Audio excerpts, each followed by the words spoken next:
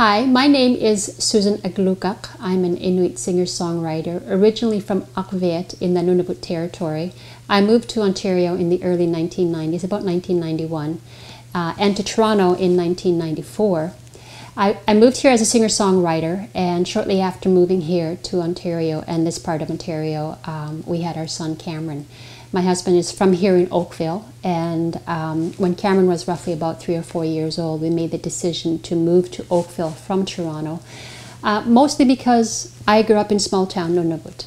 And small-town Nunavut is, yes, very different from small-town Ontario, but there are similarities, and I really wanted Cameron to have that small-town experience. And Oakville was and is a great town to raise children in an environment where community is everything.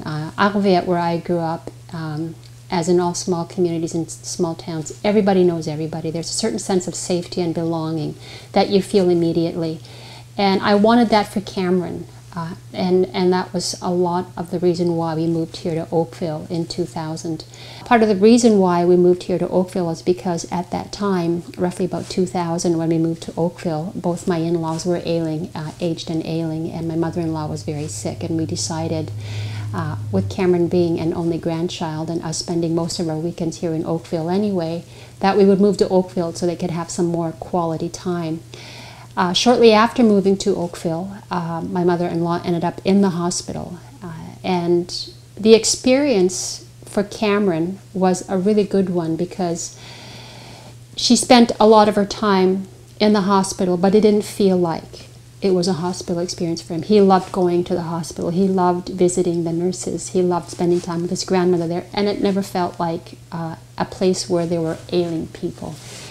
And they were great visits. There were great conversations with the nurses. It was great time in the room. It never felt like a hospital. And I think Cameron's memories of his grandmother, even though a lot of them were in the hospital, they were still grandmother-grandson visits. And I think he has really great memories of that time.